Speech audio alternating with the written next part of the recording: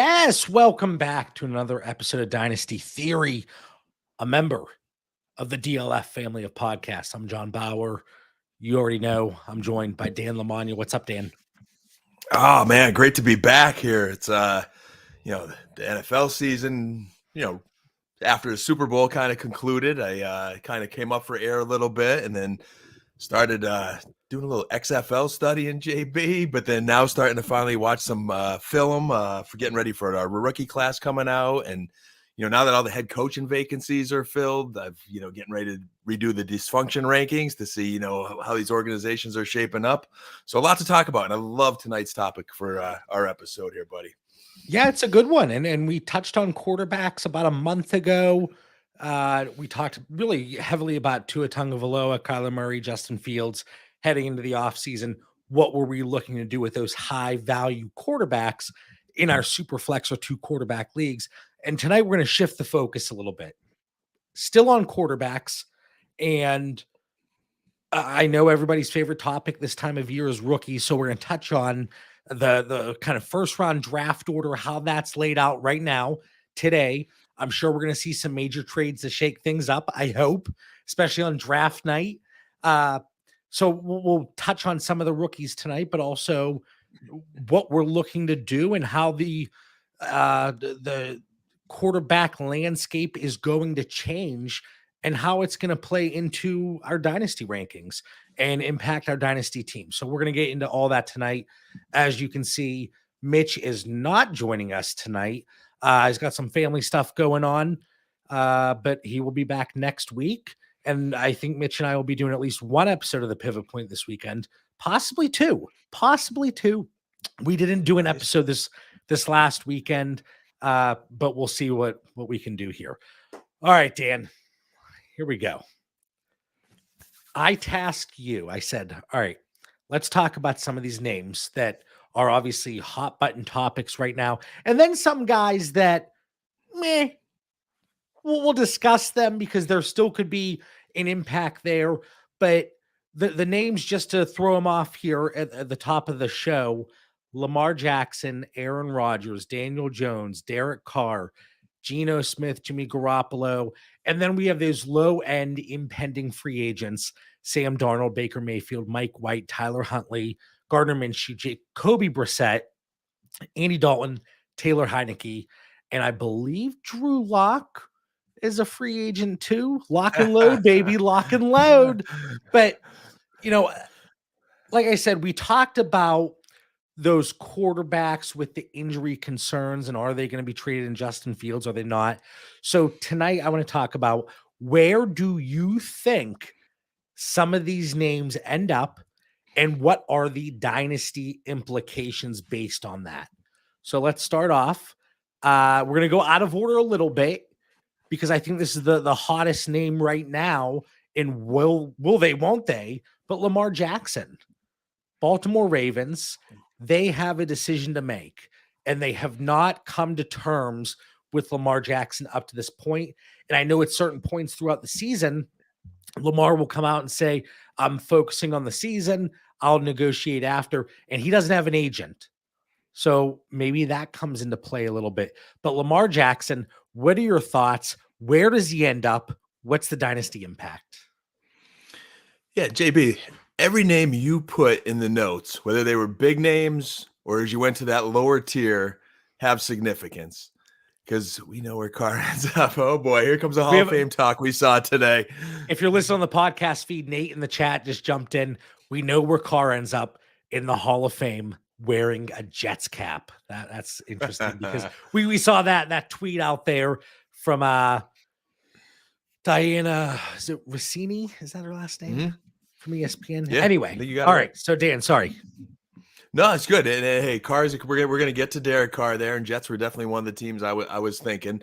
But whether you're looking at those big names or the small names, and the homework you gave me, JB, it's a game of math. And, math wasn't one of my better subjects, John. So maybe you could carry the math tonight, or someone in the chat. That's why you don't like analytics. It could be why I'm the film guy. Math was not my favorite topic, but I figured there's 8 teams I thought really had a quarterback need then there's like a little bit of maybe list. The Cardinals might need a temporary starter while they're holding Murray. Lamar, who you started with, is one of those names that could very easily come off this list. Ravens might just give him the contract, re-sign him, and then nothing changes in Baltimore. But then there's that little part that's creeping up that says, hey, this has been a fiscally responsible organization over time. Is there a shocking trade in the pipeline? If some team wanted to, offer them the farm, they might just listen. So he's one of two quarterbacks that I could easily see, a big shakeup that would shock the fantasy world.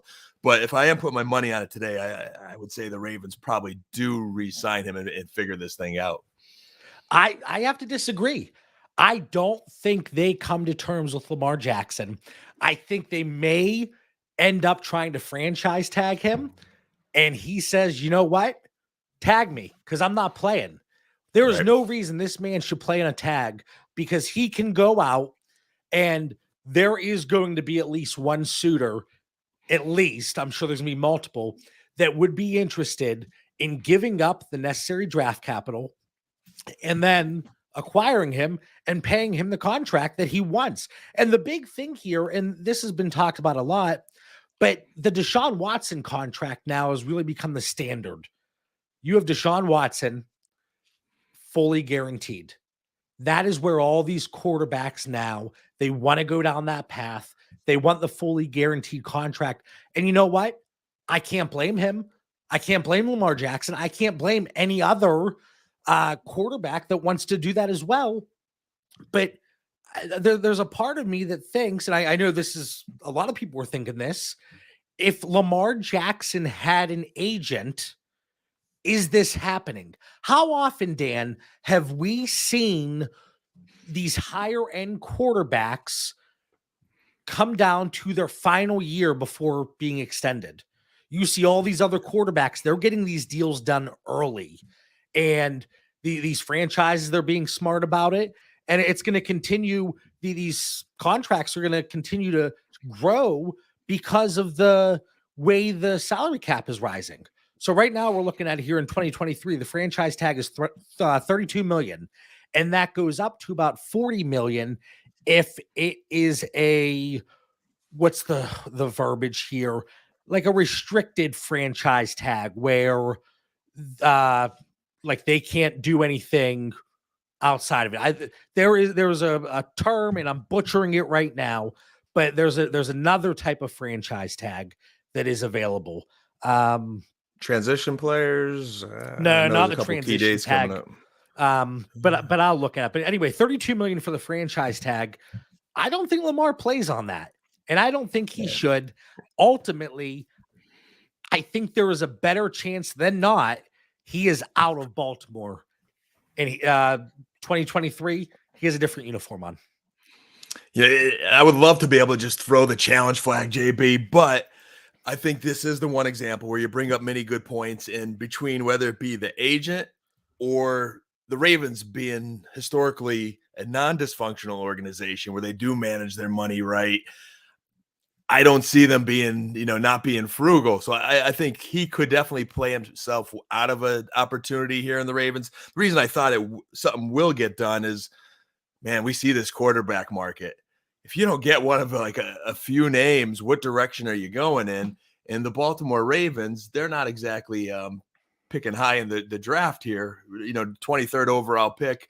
Do they see someone that could slide to them? Do they trade up, or is there someone in that free agent market that they would settle on? I mean, there are definitely a lot of questions in Baltimore right now. But to your point, I that would be the one team, because of the situation of the history of that team and his agent, where they might say, hey, we're not getting hamstrung, paying Lamar a fortune, and then we can't pay anyone else to put out a competitive franchise week to week, season to season. But it's not like they're going out. I understand being fiscally responsible, and I know you're the Cowboys guy, but it's not like they're going out and paying out the butt for a running back like some franchises do. And we see that. Now, that would be irresponsible because it puts you in a situation that you wouldn't want to be in. But with Lamar Jackson, I know a lot of people, well, he's a running back. He is still a top tier quarterback in the NFL. And for one reason or another, they did not necessarily do him any favors over the last few seasons.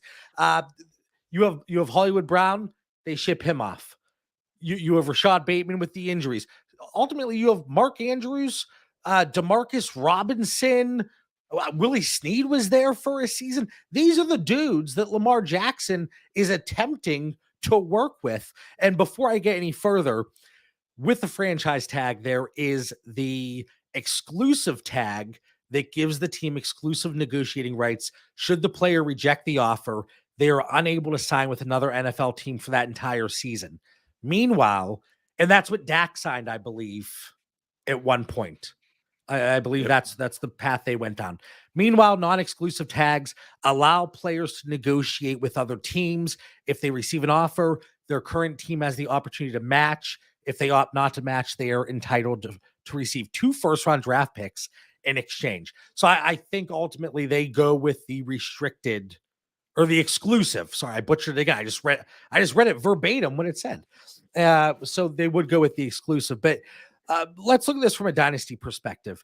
Is there anything that can happen with Lamar Jackson where you look at him and you think, yeah, this is going to change his value? Well, if we look at Lamar, he's a fantasy darling because of all that rushing value. A lot of that's been generated by the Baltimore offensive system, which has gotten a little bit stale in last year or two. Is that a little bit because of some lack of receiving talent? Is that a little bit of Lamar's health? If he goes somewhere, JB, that they can't continue to grow him as a passer, because that's a concern here when we're looking at the numbers that he's going to demand. This isn't Patrick Mahomes. This isn't Joe Burrow. This isn't Josh Allen. It's a little bit unique, but I'm not afraid of Lamar. Like, I would draft him probably anywhere. But there is part of his game that you hope to evolve, or, a system around him that's going to continue to keep him running, but continue to, put some weapons around him so he could throw the ball too. So I don't know. Would you say there's a situation that would scare you away, or? No, I just think it's funny because there's a lot of conversation, a lot of people, the level of uncertainty with what's happening with Lamar Jackson compared to these other top tier quarterbacks. And I have Lamar Jackson in that tier too.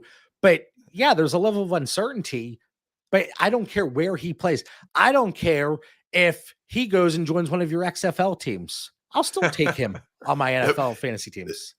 I think your rankings are, without even looking at your rankings, are probably sort of similar to mine. And that level of uncertainty has him like 7th overall. I mean, that's pretty not too shabby for uncertainty. Well, so here's the thing. You look at ADP and you look at the startups that we've seen folks take part in, and I'm keeping track and creating a side-by-side comparison and putting all the information together with all the startups people are taking place in from our Patreon, $5 a month. But, you look at ADP and it just takes one person. He's still an elite quarterback.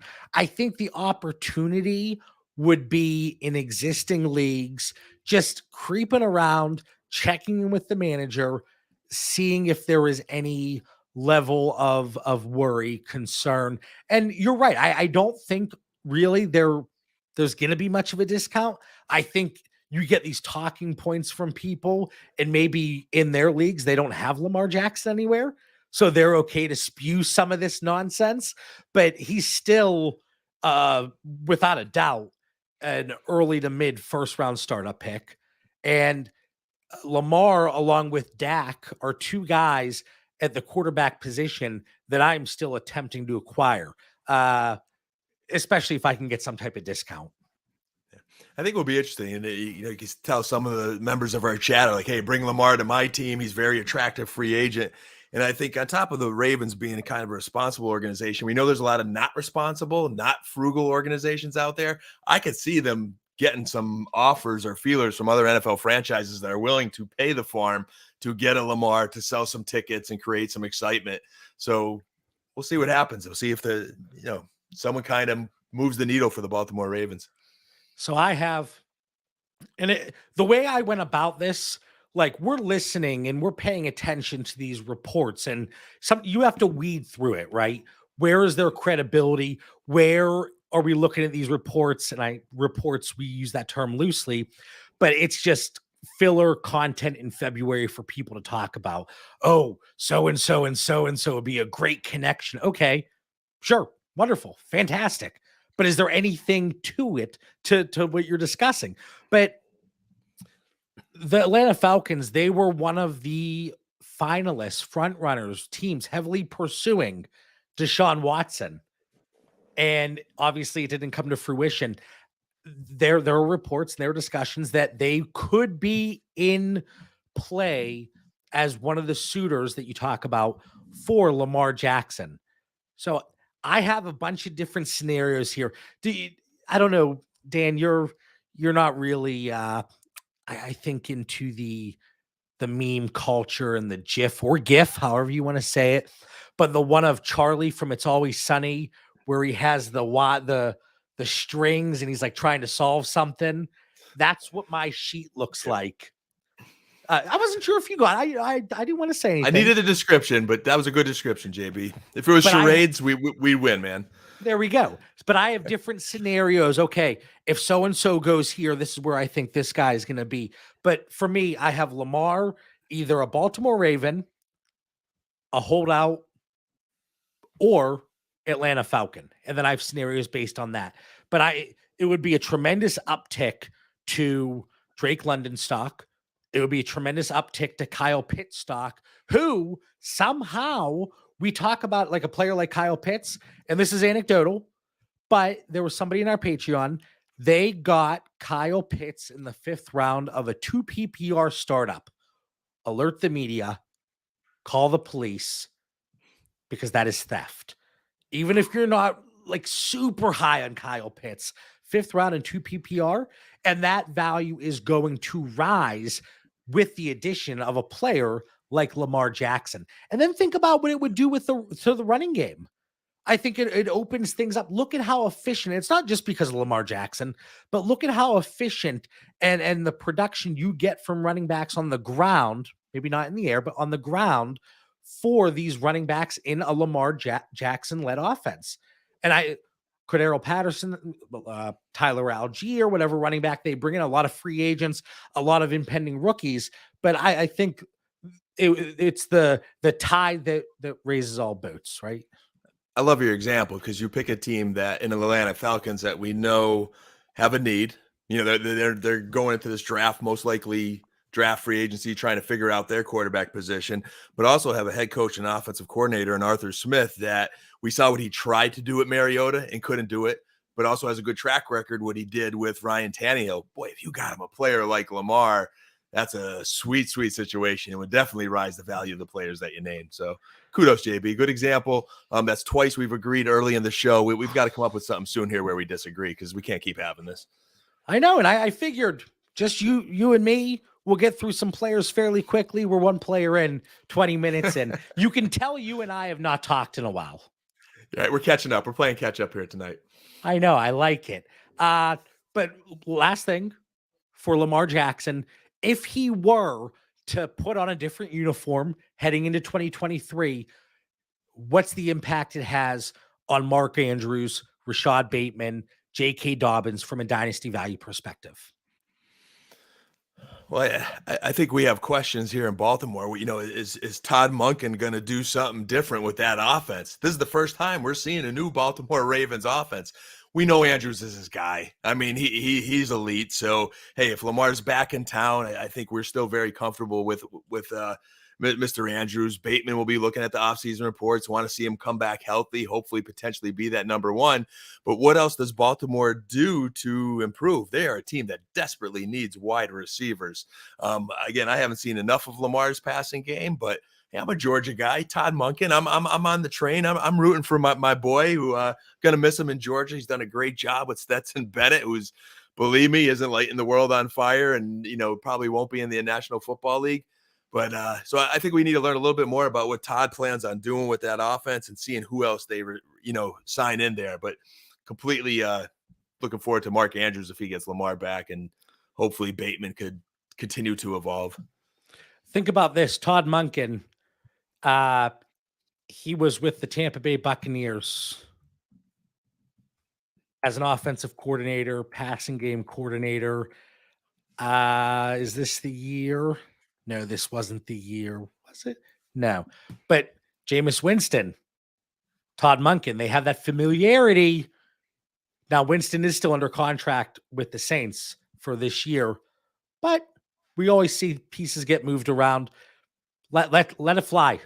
Let's get Jameis over there in Baltimore. Do I think that happens? No, but just putting together some storylines here. All right, Aaron Rodgers. He is supposed to be wrapping up his darkness retreat here any day. Where does he land? I can't even imagine being a member of management or the coaching staff of the Green Bay Packers and riding this roller coaster year for year, when you're really trying your best to roll out the red carpet to make this quarterback happy, your franchise guy, and he's got to go into darkness to make a decision of what he's going to do next. I'm starting to, everything I'm hearing, this is the first time, some Green Bay insider people think he's potentially really leaving for real this time. Like it's starting to build a little momentum where there's a good chance that they want to move on to Jordan Love. And I'm leaning that way. And then that would take me to whoever's going to bring in Aaron Rodgers. How much are they willing to pay? Because that's going to have some major salary cap implications. So I think when we look at speculation, John, maybe this is where I wish our boy Mitch was here tonight, as he loves breaking down the salary caps. I do have some of that information in front of me. But whoever we talk about, could they afford him? And then how long are you even going to have him?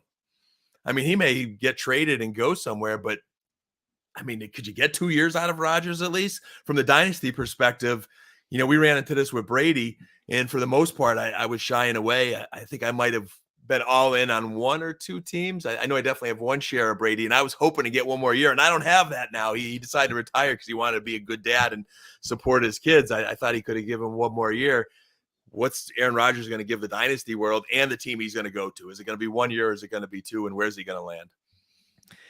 Yeah, there's a few things here. So Jets and Raiders, JB. I don't want to interrupt you, but Jets and Raiders are the two teams I'm leaning the heaviest towards. There's a few things here.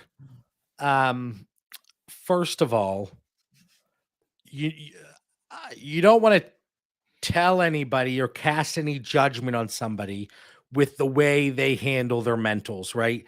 If this is how he gets away and takes care of things, great, wonderful. The issue I have is what you already brought up, Dan. Whoever brings him on, whoever trades for him, because he's not somebody like Derek Carr, who's a free agent. You have to give up capital. You have to give him the money that he wants, right? But is he going to do the same thing again next year? I have no issue. You want to go on a darkness retreat? You want to do something crazy? Go for it. But every single offseason, I might retire this year, guys. I think he just likes to be in the public eye, honestly. I didn't realize so many people were going to care about my decision. Oh, get out of here. Come on. Attention craving. I'm sorry, but that's the way it comes across. Maybe he'll learn from the man himself, Brett Favre. JB, it's really hard to run an organization that way. I mean, I've in higher education, which is my profession, I manage some departments, and sometimes, morale might be bad somewhere. The salary structure might be bad somewhere, and you work really hard to do everything you can to help your team, help your players. And Green Bay is saying, okay, hey, we need to draft receivers. That's been a pet peeve. We'll get you Christian Watson and Romeo Dubs. We're going to pay you all this money. We're going to make you very wealthy, and you're still not happy. How do you build culture? How do you build an organization, have direction if you're living like that year to year? I think Green Bay is kind of done. And that's why I think we're at a point where he's going to go somewhere. Now, maybe that goes back to how we're talking about teams that might want to pay a lot for Lamar. There's some teams that are going to want to pay a lot for Aaron Rodgers that are maybe saying, hey, we're all in 1-2 years. Maybe they're okay with that risk. For me, I think ultimately you look at Derek Carr, who we're going to get to, and you look at Aaron Rodgers, and really what happens with the New York Jets, that's what the domino effect is going to take place. I think Derek Carr ends up as a New York Jet. Aaron Rodgers ends up as a Las Vegas Raider, play the narrative, getting back together, getting the band back together with Davante Adams. But it just kind of plays into, you have Adams, you have Waller. I think then you franchise tag Josh Jacobs, you bring Rodgers in, see what you can do for the year. And then you're going to go down this situation next year. Well, I got to figure out if I'm going to retire. Derek Carr, on the other hand, you have that younger roster that they've done a really nice job building with the New York Jets. Am I saying that talent-wise, Derek Carr is Aaron Rodgers? No, but I think Derek Carr might make more sense from hey, we don't have to move any draft capital. We don't have to trade for Derek Carr. We can just sign him. Is the contract maybe going to be a little out of hand because you have the high-end contracts, you have the low-end bridge quarterbacks, and you really have nothing in between? And Derek Carr is certainly going to be a little closer towards the top than you would feel comfortable with. But you have all these young pieces in Garrett Wilson, Elijah Moore, Breece Hall, a defense that's been improving. So I think Derek Carr finds himself as a New York Jet, and Aaron Rodgers will be over in Las Vegas. And as I talked about salary cap, what you just presented, JB, makes the most sense because the Raiders have $46 million in cap space, if I'm reading this right here from Spot Track, where you go down to the Jets and they don't. So the Jets are going to have to do a lot of restructuring if they're going to find a way to get Aaron Rodgers. You know what? They're going to have to make some tough decisions. So financially, it would make more sense for the Raiders, while the Jets, it would be a lot easier to get a Derek Carr under contract than Aaron Rodgers. And everybody wants to sit there and say, well, the cap is fake. There's just ways that these teams go about it. And you said the magic buzzword, Dan, restructure. We see it all the time. All right, we're going to restructure this guy's contract. We're going to convert it into his base salary, into a signing bonus. We're going to add a couple of those magical void years at the end, and we can space out that cap hit over time. And it sounds like something that the Buccaneers are not doing with Tom Brady's contract. It looks like they're going to take that whole hit here as of today, February 21st, all in 2023. But another interesting thing I thought of, if it sounds good, I'll take credit, but I also heard this on multiple different platforms and speculation. But would Aaron Rodgers really do well in that New York spotlight? In that market, would he do well? Is he a little soft? I think he feeds into those cameras, man. I think Gary, he has ice in his veins. I mean, you watch Green Bay play. I mean, he is a cool cat. So I think he could handle the New York media. But again, if I'm recruiting you to come to my city, I think the Raiders could say, hey, you want to win now? We've got this cap space. We are all in. And they could show him they're all in, and he gets his boy Devontae. Where you go to the Jets and they're like, well, I mean, they got a young nucleus. Yep. But that might not be as enticing to win now. For a dynasty perspective, I know there's a lot of talk here tonight that is more just where do we think these guys go and how do we think it plays out? But from a dynasty perspective, I have Aaron Rodgers on many teams. As soon as he heads to Las Vegas, I would be looking to explore opportunities to move him just because we don't know how much longer he has. Yeah, I agree. I think I try to move Rodgers from now until wherever he goes or wherever he lands. And this way you don't get stuck holding the bag like you did Tom Brady, if possible. And then when you look at Derek Carr, what are we looking for in our dynasty rankings to some degree? It's stability. And I think wherever Carr is going to go, he's going to get instant stability because they're probably going to offer him a nice contract that'll have some years behind it. Yep. Derek Carr, let's just go right into him because I kind of led into that.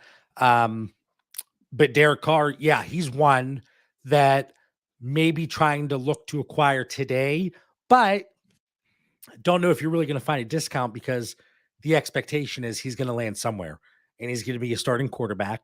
So I don't know if you're going to find a discount there, but where do you think Derek Carr ends up? I have Jets and Saints as the two teams, and I think it's going to come down to who could pay him more. You mentioned earlier, JB, that, hey, it's really early. It looks like a crime scene behind us, like that, that meme that you were talking about. We're trying to piece it together, and it's very early. So far in the early part of this process, time. What did you call it? Meme, GIF, whatever, Meme? Go ahead. Meme, whatever. Meme. Sorry. It's been a long day. I've been going since this morning, JB. Work, charity event, podcast. But so, in that meme or the crime scene that we're discussing, you got to call me out. You dang nabbit. It's complicated. But the early reports that we're seeing, I can't. I won't cuss this PG. The early reports that we're seeing says everywhere he's went, the meetings have been great. Everything's went good. What an awesome visit in New Orleans. Everything went really good. But he wants to test the market out, which he's smart. Goes to New York on his visit. Everything went great, JB. So I think it's going to come down to who offers him more money. And we talk about, the Saints, their salary situation. It's not great. I believe the Saints and Buccaneers are like 31 and 32 right now in terms of available cap space.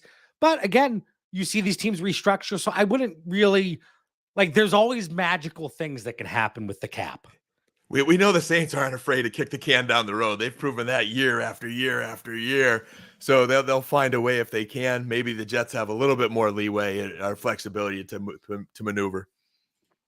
Yeah. So, but Derek Carr, I do think once he gets that stability, especially I like what the Jets are doing overall, and so many of their guys, they have those rookie deals still, especially in the offensive side.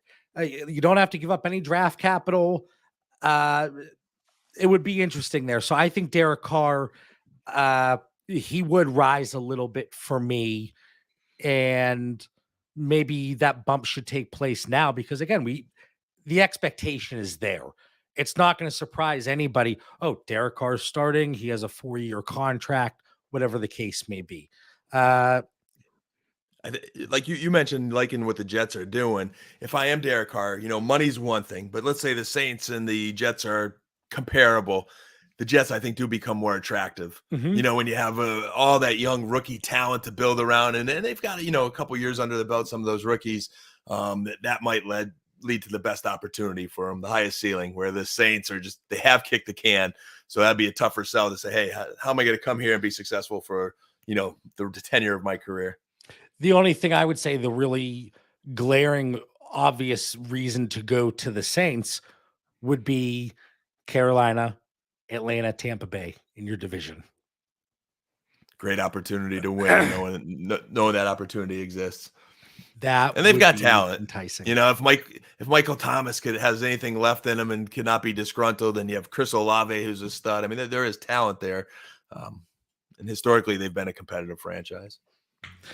Daniel Jones, where does Danny Boy play in 2023? I will say the New York Giants. I do think now, I'm a little bit more concerned recently because, he's switching agents. I think he's going to ask for more money than he is worth. I think that's the consensus out there. But historically, JB, the Giants overpay. They're probably going to pay their guys. I don't know how much say that the new GM and Coach Daboll has in saying, hey, ownership, I know we historically overpay our guys. It's stopping now. Will ownership listen? I see you with a Nike switch there. What are you showing me? What's it on? You were adjusting your tag there. The tag, the franchise tag. Yeah. We should be playing charades tonight, man. I'm telling you. I'm going to get yelled at because I probably just woke my daughter up because I just screamed. I got to try to whisper a little bit. I think he gets tagged, but Daniel Jones, somebody that I'm looking to move. I actually just moved him in a league. The deal was Daniel Jones and 206, and I received Treylon Burks in 202. I just think there is risk, and not to say Treylon Burks is some safe asset, but Daniel Jones, there are some red flags there for me, and like you said. I see it. Hold on. Hold your horses. The agent situation, the fact that there's these conversations that it seems like maybe he wants over $40 million. Does Daniel Jones get over $40 million? Does he play on the franchise tag? Can they come to a long-term agreement? Those are all question marks that are a little worrisome. And can he maintain this level of efficiency that we didn't see heading into 2022? Now we have the Daboll effect. I understand that, but does that continue moving forward? If the price is right, and I thought it was in that situation, call me Bob Barker. I'm getting out because that price is right. Yeah, I think I was throwing 2 challenge flags to you, JB. The first one is the franchise tag. I think that's going to Saquon Barkley and that running back friendly value, but then they try to negotiate a contract with him. Now, I don't know if the Giants would take that direction. So I see you shaking your head. You could argue it either way, and I could see losing that challenge.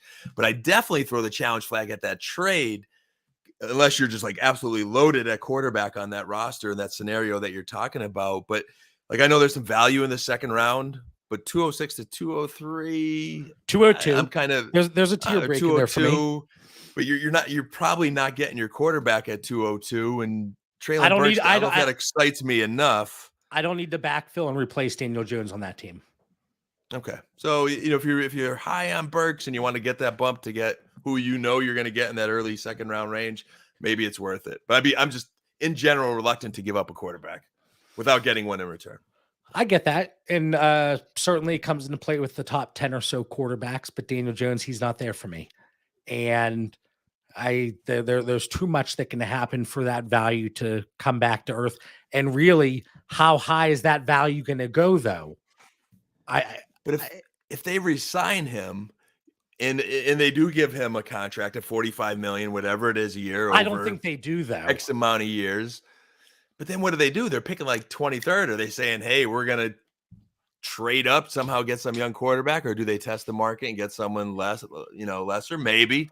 Do they end up in the Jimmy Garoppolo market or some other market that's more affordable? Possibly. But I do think they like Daniel Jones. Yeah, or they continue to live in mediocrity at best. Because who else is going to pay Daniel Jones? That's the other thing. They might say, hey, go talk to somebody else and see what you can get. And then he lands back with the Giants because no one else is going to pay him $45 million a year. I don't know. I'd be afraid to give up a starting quarterback that's about to get a 3-4 year, 5-year contract. But see, I don't think he does get it, though, at least not from the Giants. It's a big gamble, though. So you're feeling risque, is what you're saying.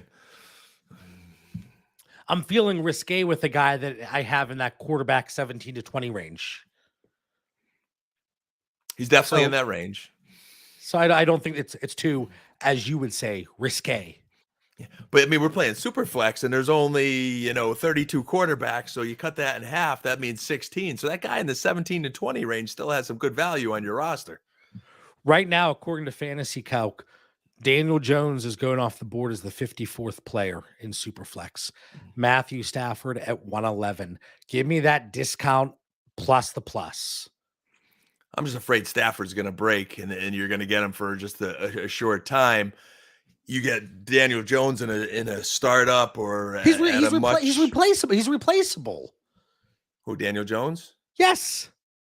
So, but Stafford's like broke right now, so that doesn't give me much confidence in he's plus the Rams situation. He's 5 rounds. Because remember, the Giants are going to get some targets. That team's only going to get better. They should only get better. They've got a lot of work to do, but he's 5 rounds cheaper. Matthew Stafford's 5 rounds cheaper. You're saying? Yeah, because of the injury value there. So no, that's the market. I'm saying that's what it is. I need to see some health reports there that make me feel good about Matthew Stafford. So that might just be my own little concern of his health and the Rams. I called him. I called his wife Kelly. He's doing great. All right, no concern. He's got 20 years left. How come you didn't give me that scoop before this show here, JB? You calling his wife Kelly if I knew that. All right. So Daniel Jones, you believe they do come to terms on extension. I think he gets tagged.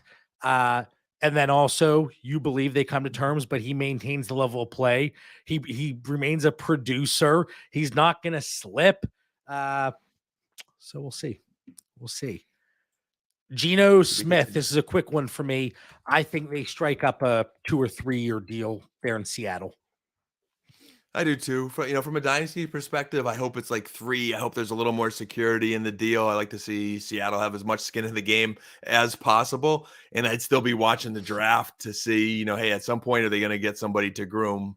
What does that mean? But I would love to see a longer contract and then see them draft another receiver to go with Metcalf and Lockett, or just, continue to grow that offense around Geno. He did some good things this season.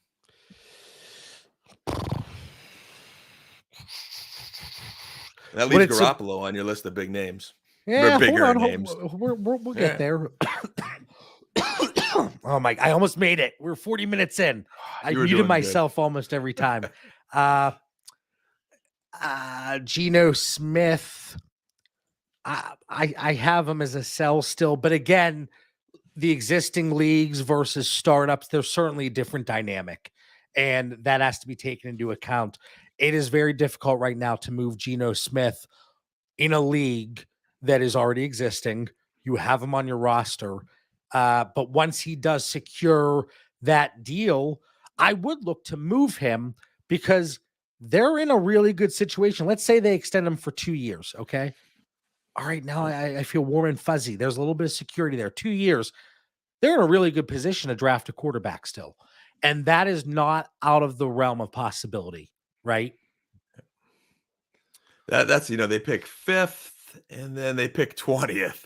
So they've got a lot of opportunity at 5 or 20 to do something at that quarterback position. Even at 20 might be more realistic if they give Geno a contract and they get another building block at 5. Or there's a couple ways you could do that. Maybe they get the quarterback at 5 and then a receiver at 20. I don't know. But Yeah. I think you also have something, JB, against that 16 to 20 range there, because I do have Geno in that Danny Dimes category where I think if both of them get a contract, they can help you win your league next year. Maybe for 2 years. I have Geno a little bit lower than Danny Dimes, but Age, again, right? I have a lot of these quarterbacks in red on the sheets because for me there was a larger gap between the top 10 to 12 quarterbacks for dynasty purposes and these guys going 18 to 24. But with the positional scarcity, these middle of the road guys, they do get a bump up. And for the most part, give me the cheapest one available that's still within that range. So, and just to recap very quickly for me, like I said, Geno Smith gets the deal, explore opportunities to move him off your roster. Aaron Rodgers, when he gets moved, because I don't think he's going to be a Green Bay Packer, he goes to the Raiders, look to move him off your roster if possible. It's a tough market, I know. Derek Carr, he's okay. He's okay. He's going to be looking good in that Hall of Fame. He's going to be looking good winning Super Bowls for the New York Jets. Lamar Jackson, no difference. Buy today, if possible. Buy in 3 months, if possible. All right, Jimmy Garoppolo.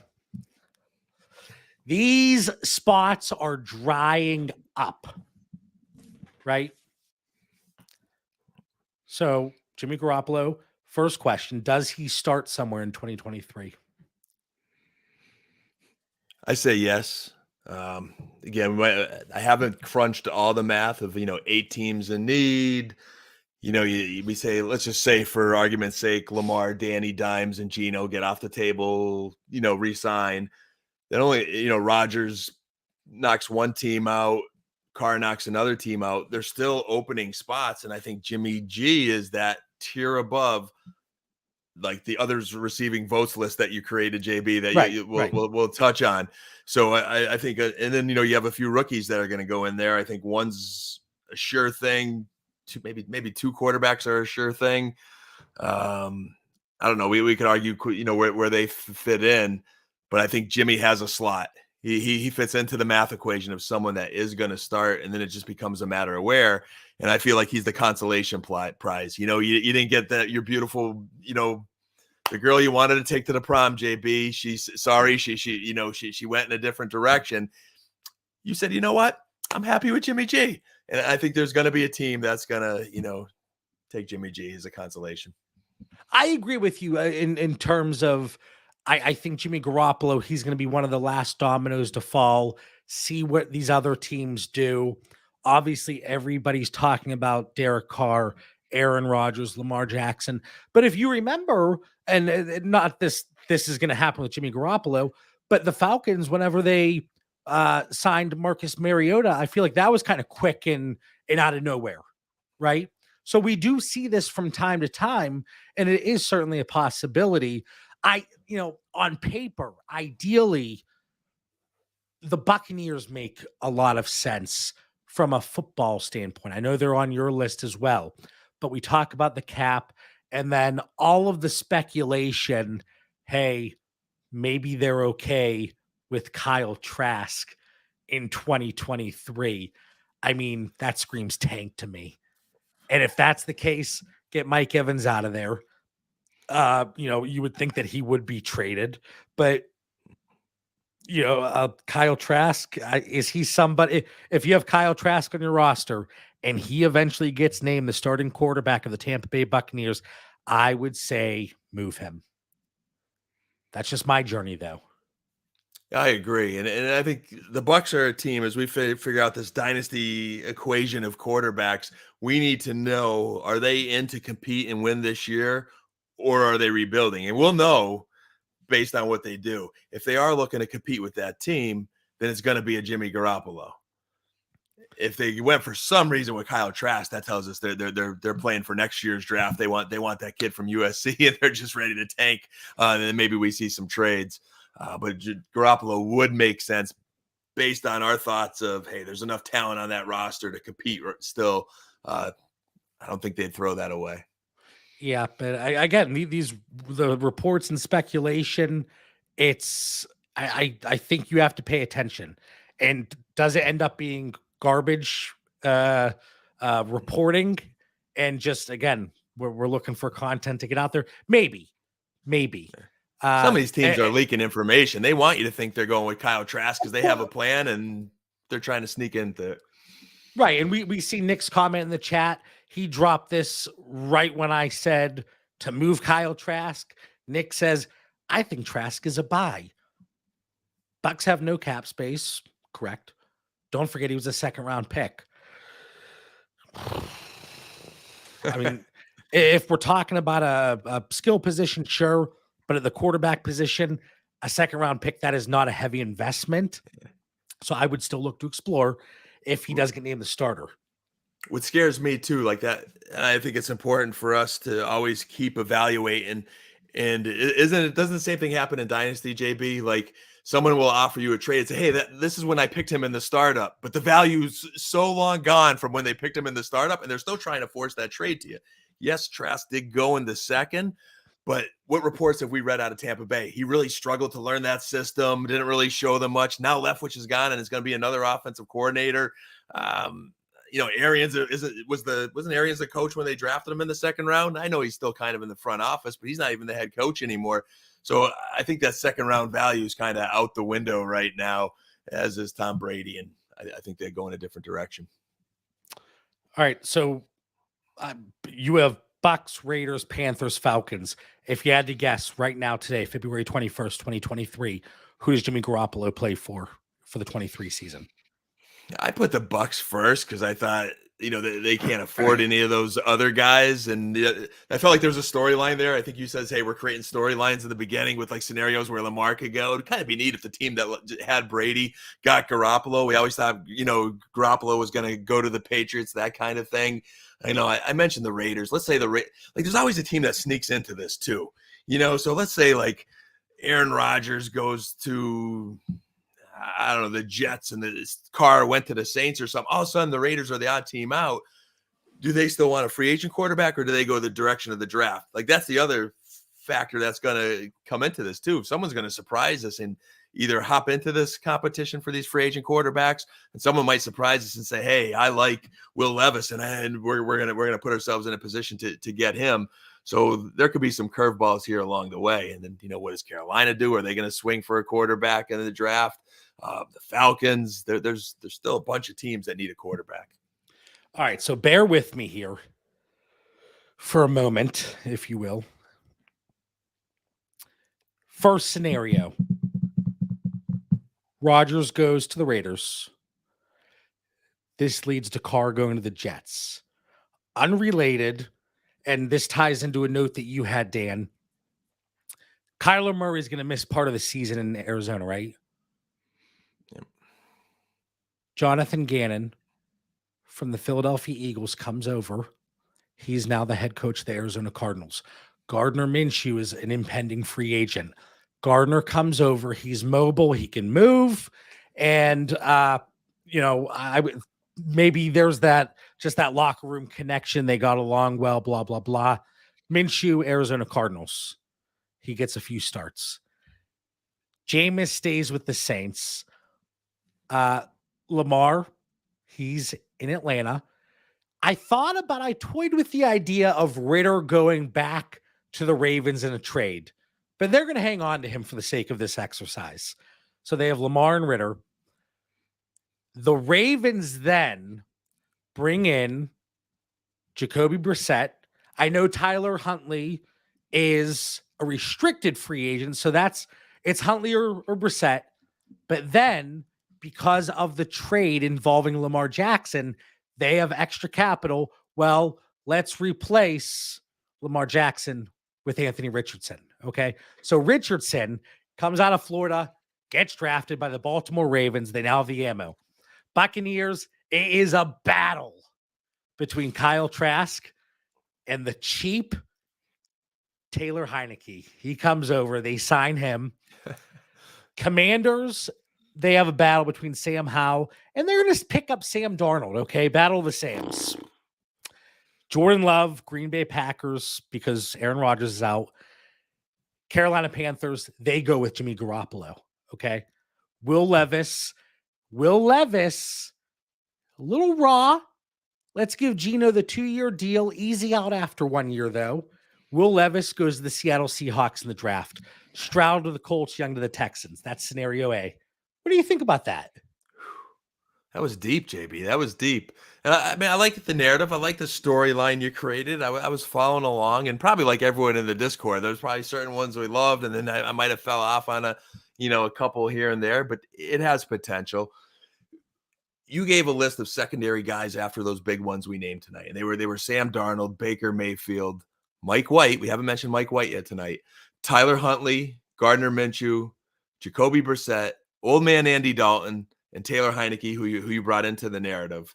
Out of those lists, JB, in the notes, I put little asterisks by a few of them. I don't know if you noticed that.